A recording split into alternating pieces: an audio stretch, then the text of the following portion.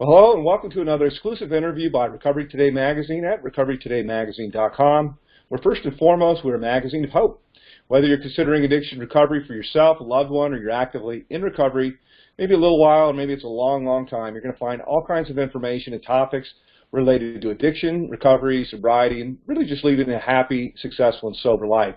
My name's Rob Hannigan. I'm the editor-in-chief of Recovery Today, and you know that we always like to have really cool and interesting guests. It's no surprise that the guest today is actually somebody who is a great deal smarter than I am as well, and he's doing some really remarkable, interesting things in the world of recovery. Please meet Dr. Russell Surasky.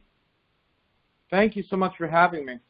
It is my absolute pleasure. I've really been looking forward to this. Let me set this up for everybody because your bio is really, really unique. Dr. Surasky is a triple board-certified neurologist who specializes entirely in addiction medicine as well as in mental health conditions. He is the only physician in the United States with this combination of credentials. He serves as the chief physician and consultant to multiple addiction recovery centers on Long Island. His private practice, Recovery Resolution, is also located in Great Neck, New York, and Dr. Surasky is a national speaker on the topic of opiate and alcohol addiction. So thanks a ton for coming on. So you guys can see, as I said, another guy that's no surprise is a lot smarter than I am. And I guess to kind of start things off, tell us a little bit about yourself, a little bit about this triple board certification, your interest as a neurologist is a brain doctor, so your interest in addiction, recovery, and kind of the whole enchilada there, if you will. Sure. Well, first of all, addiction at its core is a brain problem, and as we learn more and more about the pathophysiology of addiction, we know that it is a brain issue. And so, what led me there was I went through traditional neurology training at Northwell Hospital Systems in New York. I graduated from my residency in 2013, and I went into practice doing general neurology and pain management. And what I was seeing, because at the time we were really at the crux of this opiate epidemic, and what I was seeing is that all the patients coming through the door happened to be on heavy opiates prescribed by some other doctors or multiple other doctors, and they were looking for care, but that care to them needed to include all of those prescriptions. And at the same time, I was seeing friends and loved ones go to their doctors, and I'm looking at their medication list, and I'm seeing that they're caught up in the same thing. Now, I know, from my training where that leads to. And I at that moment in time, I decided that this is not the side of this I wanted to be on, and I wanted to find out how to help these people who are stuck in this dependency on opiates, addiction to opiates, and so I went back and I got board certified in addiction medicine by 2 different boards, and since that time, I became the medical director for Bridge Back to Life, which is outpatient treatment programs. My private practice became completely focused on addiction medicine. And also, I am sponsored by Alkermes, the pharmaceutical company that makes Vivitrol, which is the once-monthly injection for opiate addiction or alcohol addiction. And I travel around the country and I speak to physicians and teach them the most updated ways to treat addiction. Today I was actually at St. Francis Hospital in New York. I just got back, and pretty much, it's fantastic because physicians are dying for this knowledge. There's just not a lot that really have a good hold on it, and the questions I get are always fantastic. And so my life right now is living, breathing, and treating addiction and helping people.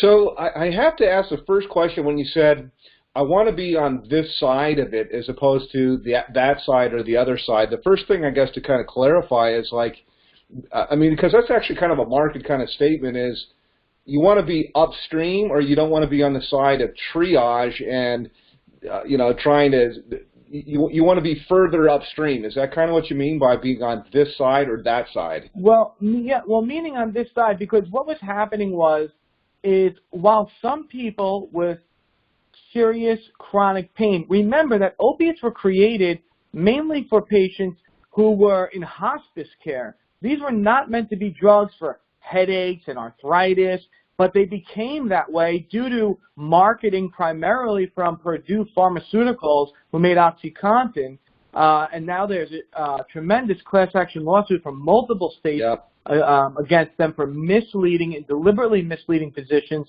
But what essentially, you know, the vast majority of people I was seeing did not ever need to be on opiates, but now they not only were they prescribed them, but they were prescribed very high doses, and they were quote unquote stuck, you know, with physical dependency, and they felt like they couldn't survive without them, and they were getting bounced from physician to physician, and that was the milieu, that was the environment that I was seeing with the vast majority of patients coming through the door.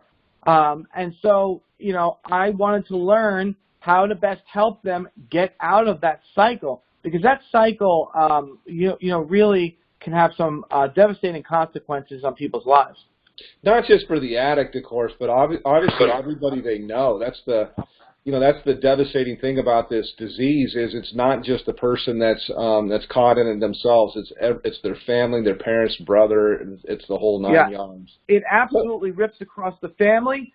The patient is chasing the drug, and the family is chasing the patient, and essentially it rips across the family, and it's devastating to everyone, even close to the person who's using, and including the person who's using really is the most miserable.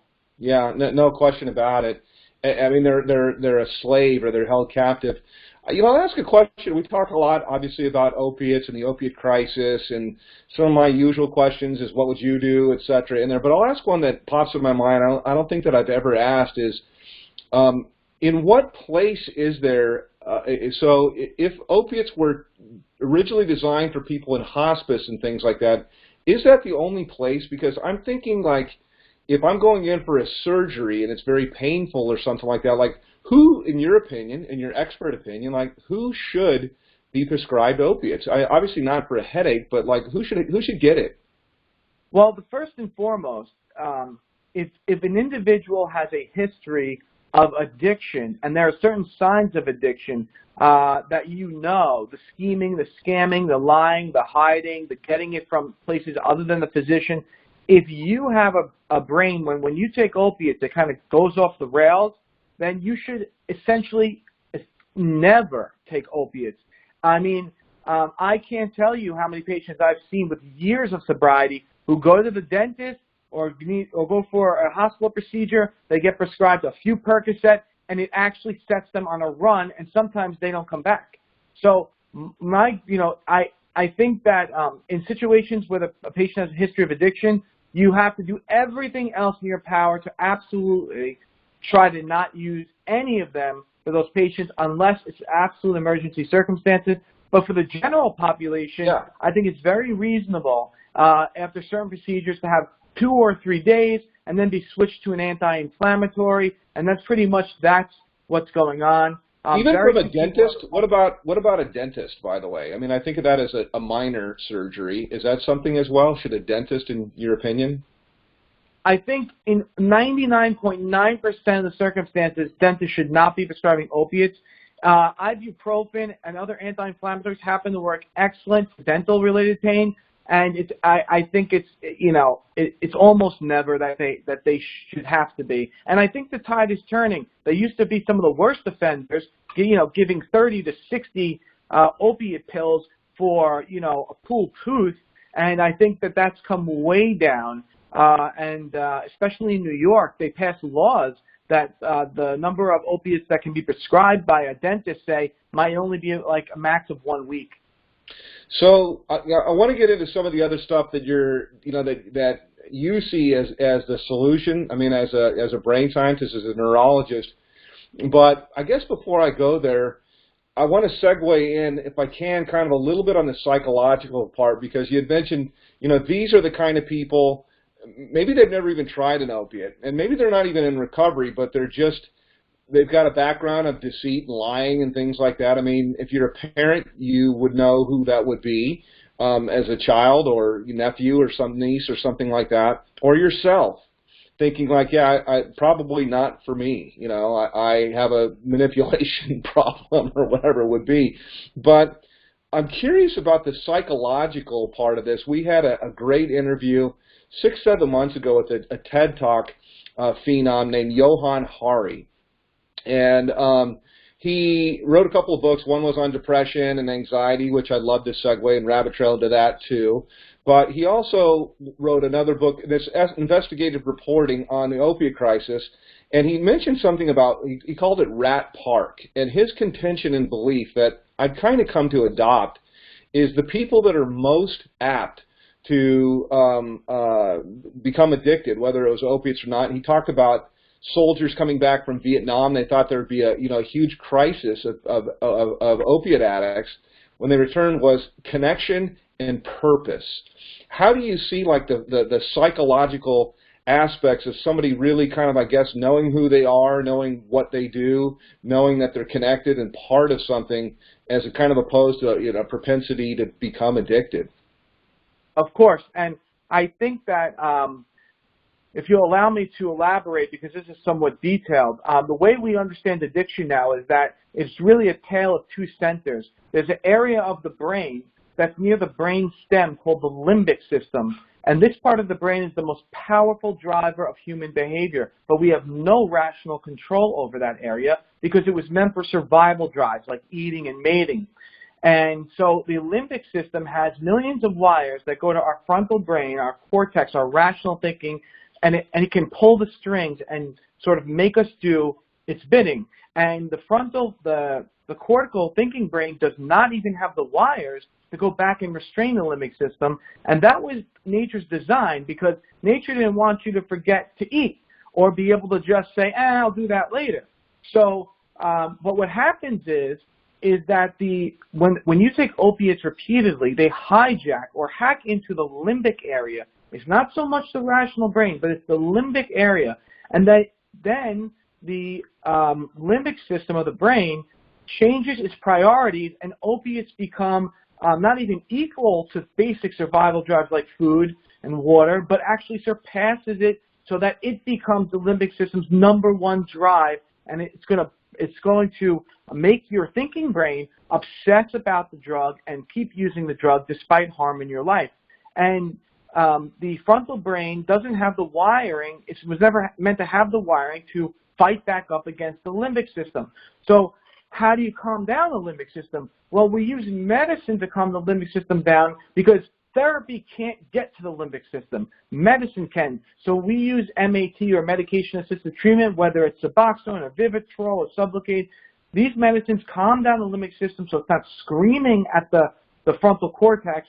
And then counseling and therapy and connection and all those great things, they can then take a foothold and help that person move forward in their life, because that works on their thinking brain. But first, you got to quiet the limbic system. If you take somebody who's actively addicted to, say, opiates, for example, but it could be other things like alcohol, and you could put them in counseling all day long. And if that limbic system is on fire looking for that drug, as soon as they walk out, they're saying, how am I going to get that drug? So we have to calm down the limbic system, and then all the things you mentioned can really help the individual from the rational point of view. Is it part of like the moment of clarity then, that, because I do think that the psychological part and giving purpose is something that's really key in my, non-certified opinion, just from kind of talking to a lot of people. It seems like really giving people something, a dream, a hope, something to aspire to, something to know where they fit in, as part of the community or their family.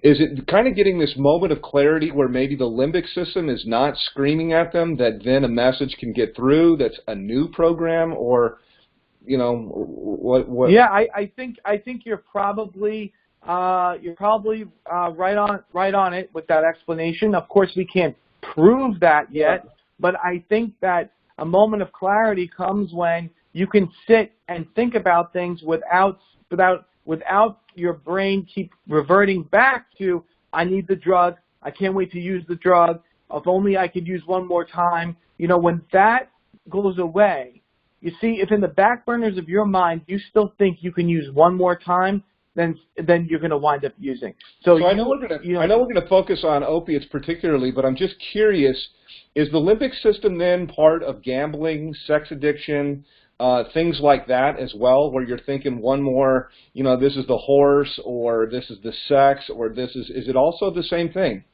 100%. We know for a fact that any drugs or any behavior that causes addictive-like patterns where someone loses control, they all hijack the limbic system in one way or another. So, for example, Vivitrol calms down the limbic system, and so we use it for alcohol and opiate addiction. But they're doing studies right now with gambling addiction, because if you ever watch somebody with gambling addiction, it's a runaway addiction, and it mirrors just like a drug addiction. Yep.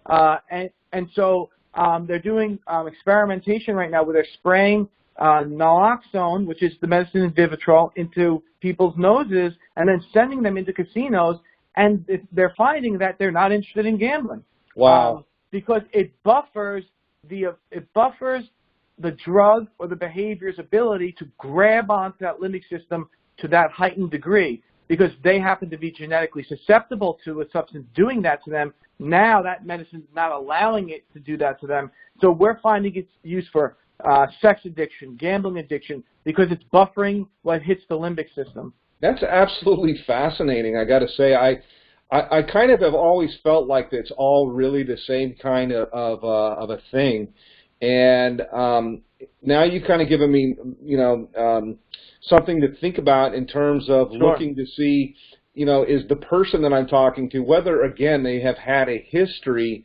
of addiction. Perhaps they grew up in a family, but they're not using yet. Do you have the gene or do you not?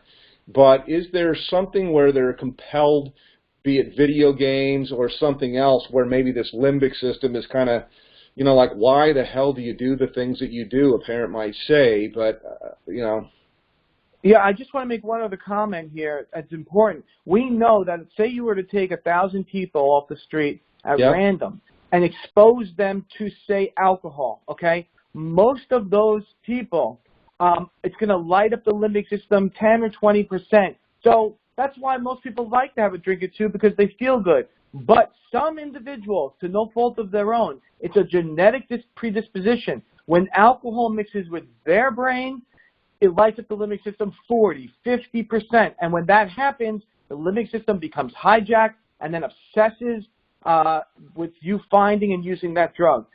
So, we know the genetic predisposition really has to be there. Wow, that's really, really interesting. One drug, before I kind of go into some of the other list here of what you do and how you do it, I'm curious. I've always been told, first of all, I see it all the time with opiates. People say, I did this and this and this and this and this, and then, man, I got on opiates, and that was it. Like, it was just it was the end. Even, a lot of times, they'll say even cocaine, sometimes you hear it with cocaine, but I hear it again and again with opiates. A lot of times they'll say cocaine, oh my God, cocaine, it's like I fell in love. But the one drug that I was told a long time ago that literally will change the wiring in your brain, maybe from the first time, is meth. Is it the same thing too, or maybe it's more insidious that you can, take one hit of meth and then that's it, you're addicted? Methamphetamine is extremely addictive. It's essentially cocaine, but it lasts much long. The effects last hours and hours long versus, 30 minutes. And it's much more intense in what it does to the neurotransmitters than cocaine, and the way how fast it hits the brain, it is highly addictive. So yes, you're correct that drug, similar to opiates in a way, it can light up that area so powerfully that it sets off the addiction spiral. Amazing. Well, let's jump into kind of some solution-oriented stuff. Tell us a little bit about, I mean, when we talked and we emailed and so forth back, you were mentioning like new protocols. I mean, we're really in a spot where it seems very hopeless, but there are reasons for hope. And we want to do everything we can do to spread that message and to get information to people. So what are some of the latest and newest protocols that are helping people with the symptoms and everything there?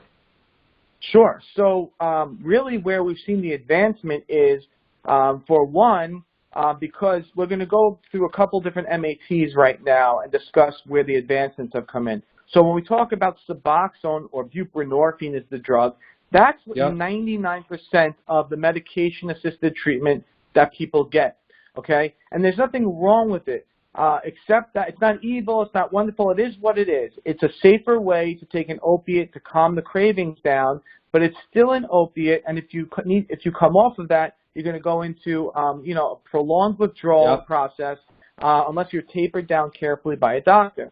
But Suboxone recently found that a new form in Sublocade, a once-monthly injection of Suboxone, is now available. I've treated many patients with it already. And what it does is it takes off the table, because Suboxone needs to be taken every single day. And so even if you're perfect 99% of the time, the one day you don't take it, usually things don't go too well. And so we see that the average person on Suboxone relapses within 3 months. You got to take it every single day. And so unfortunately, the recovery process, some people aren't doing everything they can, and they decide one day, I'm just not going to take it, I'm going to go get high from another opiate, and so they can ping-pong back and forth between those. But now with the advent of Sublocade, a once-monthly injection, that's not going to happen. The second thing is we have Vivitrol. Vivitrol is a non-opiate drug that goes to the opiate receptors and completely takes away withdrawal. They just did a head-to-head study showing that Vivitrol stopped cravings as much as 24 milligrams of Suboxone, which is basically like the max dose, but Vivitrol is not even an opiate. So when you're done it's a once-monthly injection, and when you're done with that treatment, you just stop. There's no withdrawal, there's no tapering. Helps to heal the limbic system. When you're taking Suboxone or methadone, it keeps the limbic system still hijacked by opiates. Vivitrol, on the other hand, doesn't. The one caveat is that you have to be sober for about 5 days before you can get the Vivitrol shot. And this has been the huge hurdle for doctors to get patients through that period of time. And this is where the biggest news is that we have now a specific combination of medications which is proven to absolutely shut off the opiate withdrawal symptoms from the brain and to help you completely get through the 5 days, including sleeping, so that you can make it through and then come in and get that first Vivitrol shot, and it completely changes your life, and you move forward with no opiates anymore. And so we have these detox medicines where people do not have to go through the withdrawal they think they do. In fact, because of these detox medicines, half of the people in my outpatient are on Vivitrol, and the reason is because the detox meds are so effective. We do it from home with them, and they really, really work to shut off these withdrawal symptoms. And the only comment I ever hear when people come back is, if I knew it was this easy, I would have done it 15 years ago. Does it have any? Does the Vivitrol have any psychotropic, psychological? I mean, is it to get you high at all? Nothing. Not at all. It's not an opiate. It's not mood altering at all. You can take. It doesn't matter if you have an underlying mental health issue. You can still take Vivitrol. It doesn't matter if you're on any psychotropics, mood stabilizers, antidepressants, anxiolytics. It doesn't matter. You can still get treated with Vivitrol. Wow. So it's very safe. Once a month, and when you're done, you're done. And usually it's 6 months to a year, so 6 shots to 12 shots based on how you're doing, and that's it. And when you're done, your brain has changed, and the cravings aren't rushing back.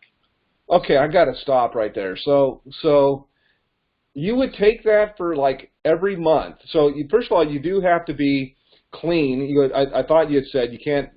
5 days. 5 days clean, and then you take that, and you take it every single month or every other month, is depending on how you're doing, but say every month. No, every single month. It's always every single month. But the duration of months there's some variety based on how the person is doing. And then you're done? And then you're like, you're done? Yeah, I mean, you can choose to, you see, Vivitrol, aside from knocking the cravings down and helping to heal the brain, does one other thing. It blockades all the opiate receptors. So if someone on Vivitrol decided they were going to use any opiates, it just bounces off your brain. So you don't get high, you don't get sick, it just washes out. So some patients after a year say, you know what, doc, my life was absolutely a living hell, and I got back on my feet, and Vivitrol was part of that. Do I have to stop after a year? And I tell them no, because it's very safe, so there's no risk and all benefit. And so some patients, by choice, decide to stay on it, year and a half, 2 years. I have some patients on 2.5 years, if they want to. But my goal for patients is that they're on the treatment for a year, sober for a year on Vivitrol, and then I leave the choice up to them. Wow, and so they can actually stay on longer.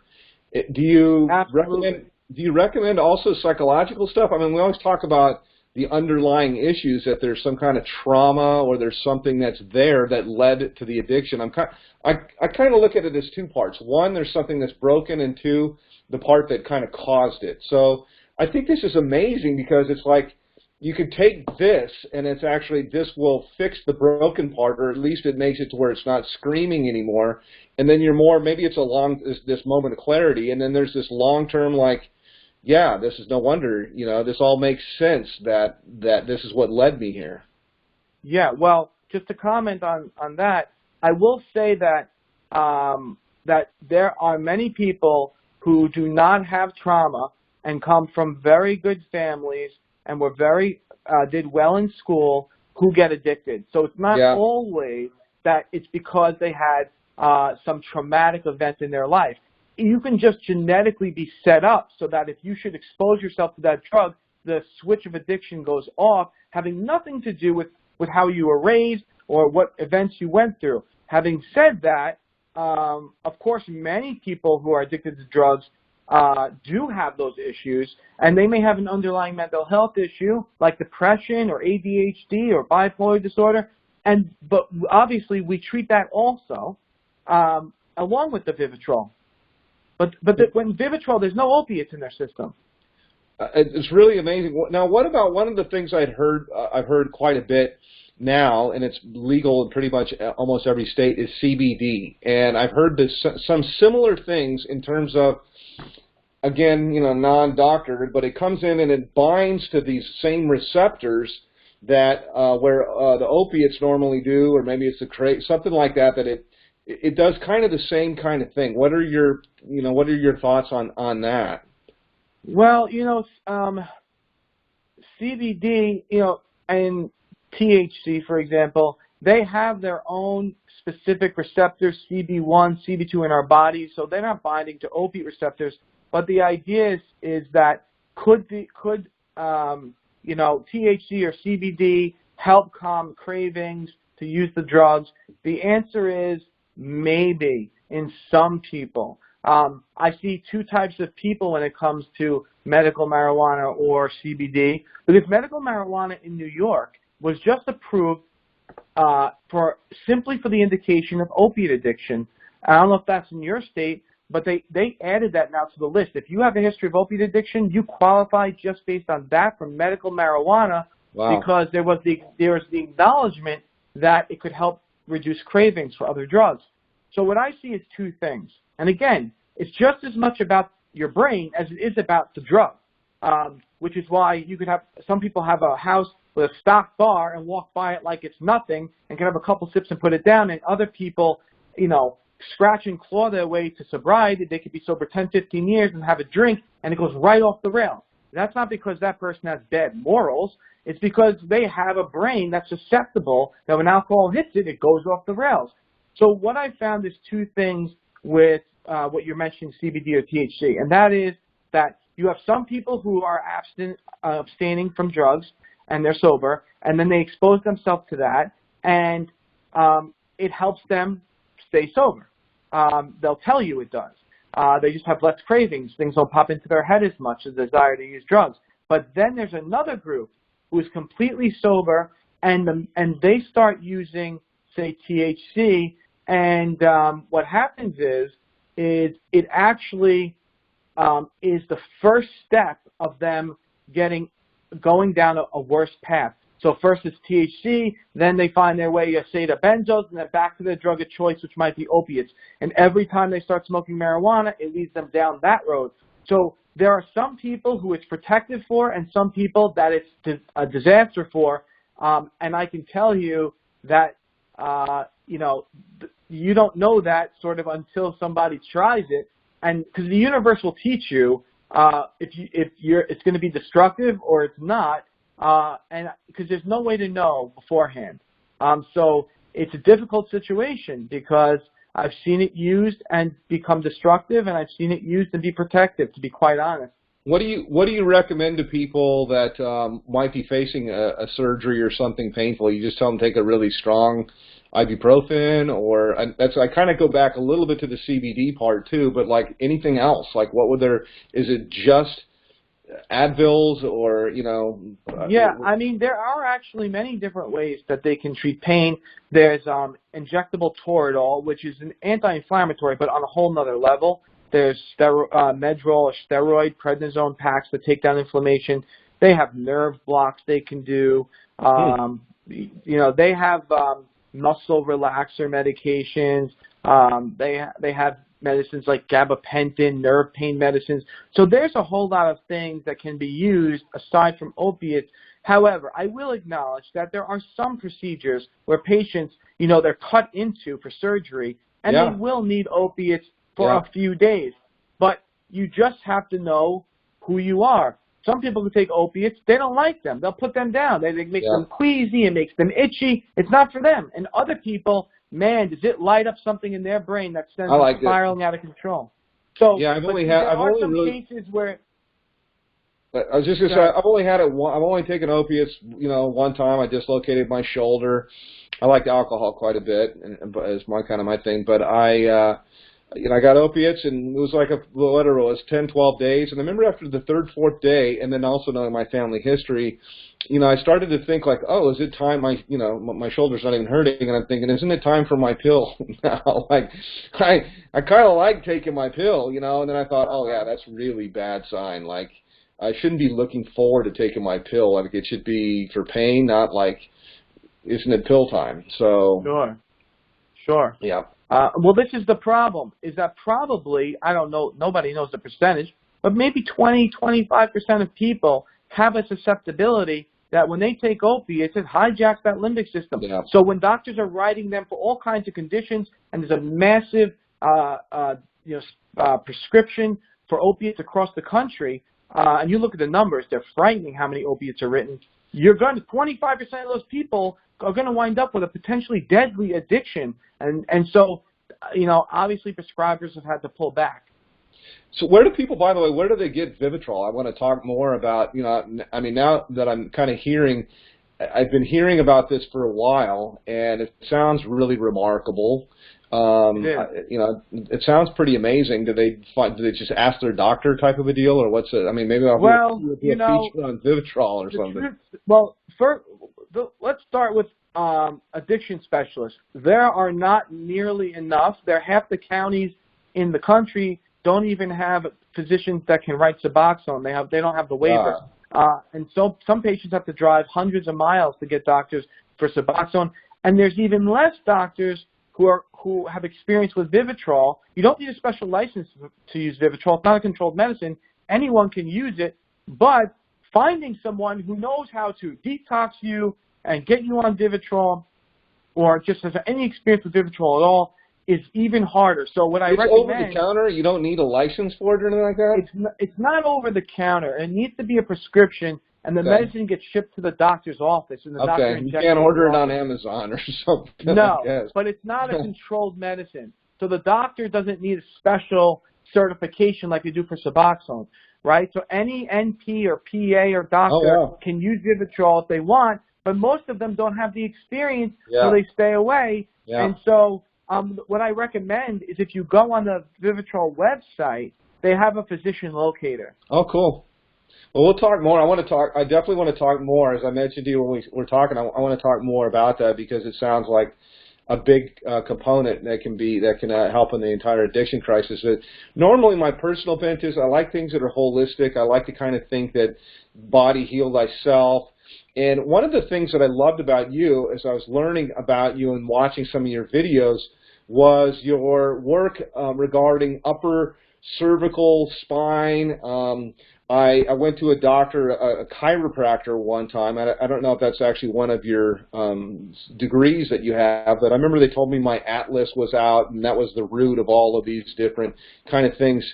So to shift gears, because we're talking all drugs and medicine, how about like this holistic side about the body and the skeletal muscular and how does that relate to addiction?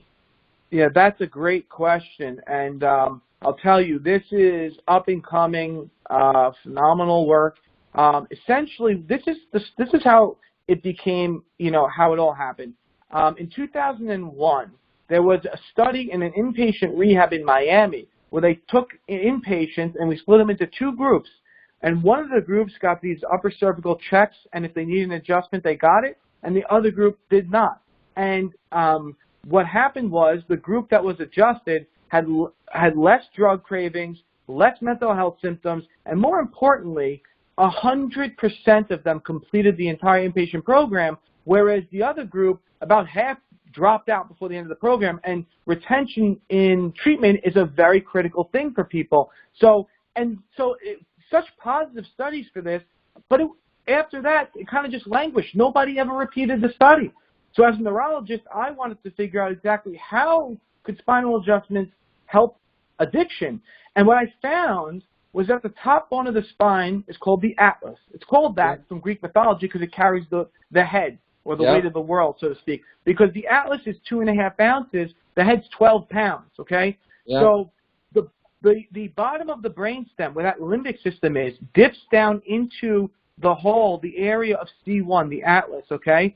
And remember, the brainstem has the limbic system in it.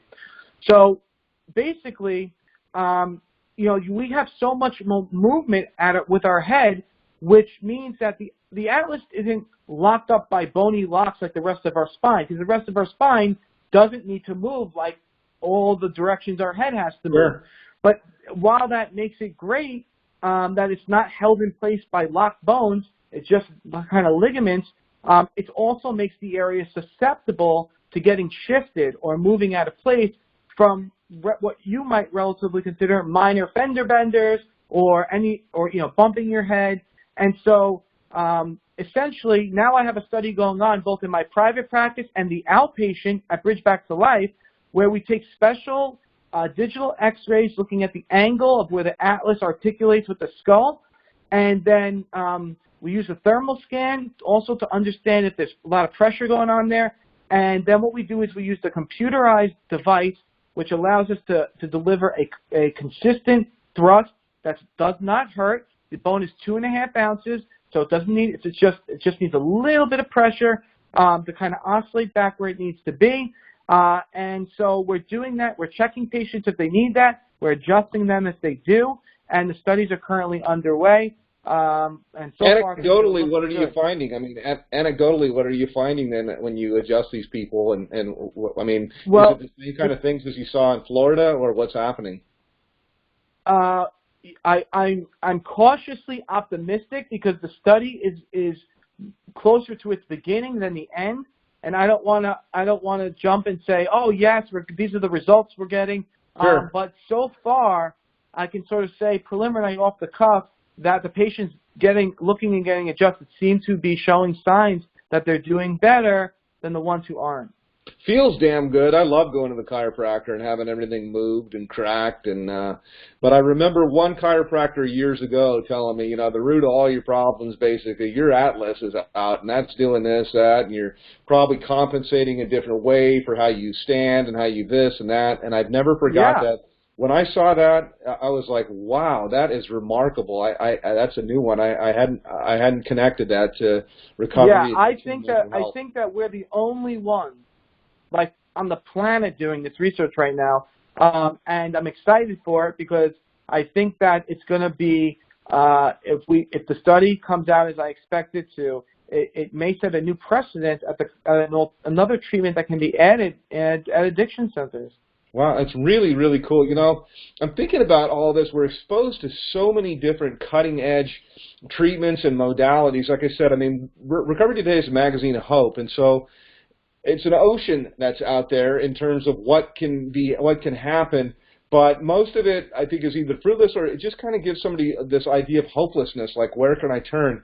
And I'm thinking, God, I'd love to connect you with this, with that, with these other, and to really, you know, kind of create one overall, or maybe not one, but some kind of super protocol for that can really make a dent in everything. This is really exciting, really, really exciting stuff. It is. It is. And you know, part of when I travel around and talk about Vivitrol, you know, that's making a difference in centers that aren't using it. They're learning how to use it now. But yeah, no, of course. I mean, look, we have the worst drug epidemic that this country has ever seen. If you look at the stats, 150 people overdose and die every day, and about 6,000 people start using opiates for non-medical purposes every day, and 600 are using heroin every day. New people. So we need to find the most effective treatments and get them, and not only find them, but help patients get access. That's a huge problem. So how can people find you? Like I did, I found you on Instagram. How can people get in touch with you, find you? I saw you on Neil Cavuto, on Fox and stuff like that. I mean, how do people where do they connect with you? Okay. So you found me on Instagram. My Instagram page is my name and with an MD at the end. So it's Russell, Russell.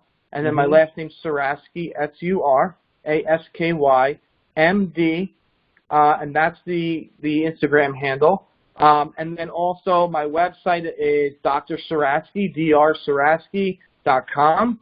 And you can reach me that way. I get lots of emails every day or communications through Instagram. I'm very happy to answer questions. I also post videos on my Instagram where I talk about the, different topics in the addiction space, and so it's not it's very easy to get a hold of. Absolutely fantastic. I really appreciate it.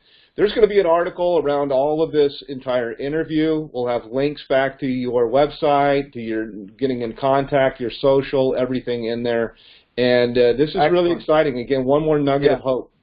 So okay, I really appreciate you reaching out. Thank you very much. Absolutely. If you hang on just a moment, I'll stop the recording. 1 second.